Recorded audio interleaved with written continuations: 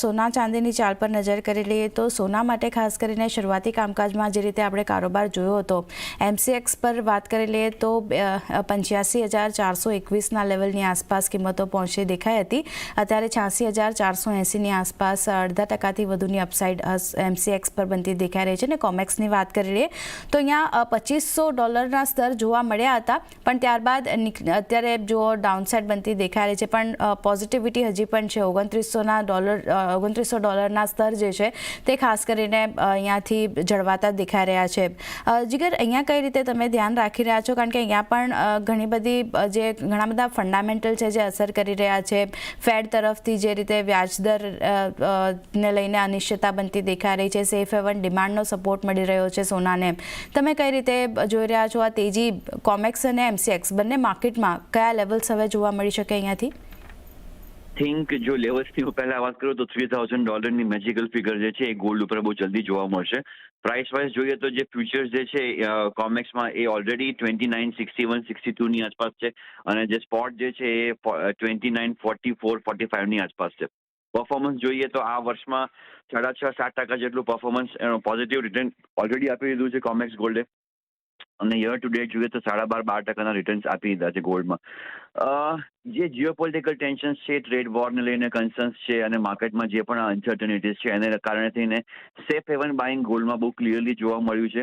છેલ્લા ઘણા વર્ષોથી સેન્ટિમેન્ટ ગોલ્ડનું પોઝિટિવ જ છે. છેલ્લા યર ટુ ડેટની વાતની આપણે જો ફેબ્રુઆરી ટુ ફેબ્રુઆરી હું વાત કરું તો 46% રિટર્ન્સ છે, અને છેલ્લા 3 વર્ષનું તો 55% રિટર્ન્સ છે કોમેક્સ ગોલ્ડમાં. સો અંડરટોન ડેફિનેટલી પોઝિટિવ છે. સેફ હેવન બાઇંગને કારણે સેન્ટ્રલ બેંક્સનું બાઇંગ બહુ સારું આવ્યું છે ગોલ્ડમાં, અને SPDR ગોલ્ડ ETFમાં આપણે હોલ્ડિંગ્સ જોઈએ તો સ્લોલી એન્ડ ગ્રેજ્યુઅલી વધી જ રહ્યા છે.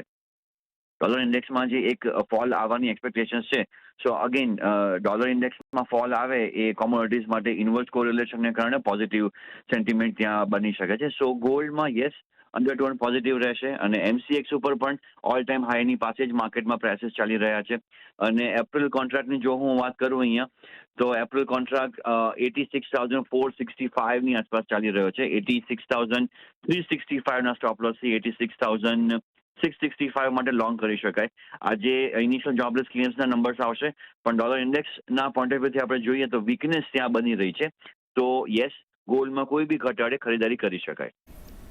ઓકે, તો બાય ઓન ડિપ્સની સલાહ ખાસ કરીને સોના માટે બનતી દેખાઈ રહી છે. 3 વર્ષમાં કોમેક્સ ગોલ્ડની વાત કરી લઈએ તો 55% સુધીના રિટર્ન્સ જે છે અહીંયા બનતા દેખાઈ રહ્યા છે.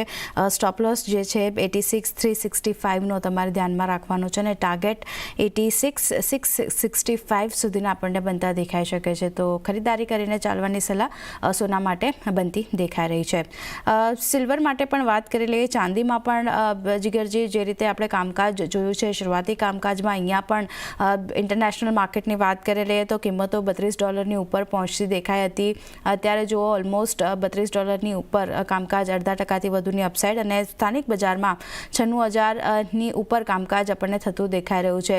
અહીંયા કઈ રીતે તમે ધ્યાન રાખી રહ્યા છો? કારણ કે આજે તો અહીંયાથી સોના તરફથી પણ સપોર્ટ મળી રહ્યો છે. ઇન્ડસ્ટ્રીયલ ડિમાન્ડ ખાસ કરીને જે રીતે આવતી દેખાઈ રહી છે એનો સપોર્ટ સિલ્વરને મળી રહ્યો છે, અને બેઝ મેટલ્સમાં પણ જે થોડી ઘણી તેજીની મોમેન્ટમ શરૂ થઈ છે એને કારણે પણ અહીંયા સિલ્વર જે છે તેની ચમક આપણને વધતી દેખાઈ રહી છે. ઇન્ટરનેશનલ માર્કેટમાં લાગી રહ્યું છે 33ની ઉપર, ખાસ કરીને ટૂંક સમયમાં આપણને કિંમતો પહોંચતી જોવા મળે. સ્થાનિક બજારમાં જે આપણે લાખના લેવલ જોયા હતા, ફરી એકવાર આ સેન્ટિમેન્ટ અને જે રીતે અત્યારે પરિસ્થિતિ બનતી દેખાઈ રહી છે આપણને જોવા મળી શકે છે. અહીંયા કઈ રીતે લેવલ્સ ધ્યાનમાં રાખવા? શ્યોરલી. સો સિલ્વર ફ્યુચર્સની જો હું વાત કરું કોમેક્સ ઉપર, ઓલરેડી એનો ભાવ 33.32-31ની આસપાસ છે ડોલર પર આઉન્સ, અને સિલ્વર સ્પોટ 32.82ના લેવલ્સની આસપાસ છે. તો અગેન આ મહિનામાં 5.5-6%ની રેલી આવી છે. યર ટુ ડેટ જુઓ તો 14-15%ની રેલી છે, અને જો છેલ્લા 3 વર્ષની રેલીની વાત કરું સ્પોટ કોમેક્સ પર 37%ની રેલી છે. સોરી. સો ઇન્ડસ્ટ્રીયલ ડિમાન્ડ હોય કે પછી એક પ્રેશિયસ મેટલ્સના પોઈન્ટ ઓફ વ્યૂથી ડિમાન્ડ હોય, અહીંયા અંડરટોન પોઝિટિવ જ છે. ડોનાલ્ડ ટ્રમ્પ એડમિનિસ્ટ્રેશન તરફથી ફરીથી એકવાર ટેરિફ એનાઉન્સ કરવામાં આવ્યા છે કે ઓટોમોબાઈલ, સેમિકન્ડક્ટર અને ફાર્માસ્યુટિકલ ઇન્ડસ્ટ્રીમાં 25% ટેરિફ્સ લગાવશે 2 એપ્રિલથી. સો આ બધી અનસર્ટનિટીઝની વચ્ચે યસ, પછી એ સેફ હેવન ગોલ્ડની હોય, SPDR ગોલ્ડ ETF, કે પછી સેફ હેવન સિલ્વરનું હોય, આઈ શેર સિલ્વર ટ્રસ્ટ, બંનેમાં slowly and gradually buying momentum create થયું જ છે. સો MCX ઉપર બી જો મને લાગે છે કે 97,000ના ભાવ છે અહીંયા માર્ચ વાયદાના. અગેન માર્ચ કે એપ્રિલ મહિનામાં આપણે ફરીથી આ 1 લાખની ઉપરની મેજિકલ ફિગર જોઈશું, કારણ કે ઇન્ટરનેશનલ માર્કેટમાં જે નિયર મંથ નેક્સ્ટ મંથના ફ્યુચર્સ છે એમાં બુલિશનેસ દેખાઈ રહી છે. સો 97,000 કોઈ બી અહીંયા લોંગ કરી શકે છે. ઓફકોર્સ 600 પોઈન્ટ પ્લસ છે તો થોડું ઘણું માર્કેટમાં ડીપ આવે તો બી બાય કરી શકાય, બટ કરંટ લેવલથી પણ લોંગ કરવું એડવાઇઝેબલ છે, કારણ કે જે અંડરટોન જે છે અહીંયા બુલિશ છે. 96,700નો સ્ટોપ લોસ, 97,600ની આ ટાર્ગેટ માટે સિલ્વરમાં પણ લોંગ ઇનિશિયેટ કરી શકાય. ઓકે, તો ચાંદીમાં કરંટ માર્કેટ પ્રાઇસથી પણ ખરીદારીનો વ્યૂ બનતો દેખાયો છે, કારણ કે પોઝિટિવ મોમેન્ટમ આગળ વધતું દેખાઈ શકે છે. માર્ચ એપ્રિલ દરમિયાન આપણને 1 લાખ સુધીના લેવલ્સ પણ સ્થાનિક બજારમાં બનતા દેખાઈ શકે છે ફરી એકવાર. તો 96,700ની આસપાસનો સ્ટોપ લોસ રાખી ખરીદારી કરીને ચાલી શકો છો. ટાર્ગેટ 97,600 સુધીના આપણને બનતા દેખાઈ શકે છે, તો ખાસ એક ધ્યાન રાખવાનું રહેશે સિલ્વર માટે. ઘટાડે પણ ખરીદારીનો વ્યૂ રાખી શકો છો અને કરંટ માર્કેટ પ્રાઇસથી પણ ખરીદારી કરવાની સલાહ બનતી દેખાઈ રહી છે. એ સાથે જ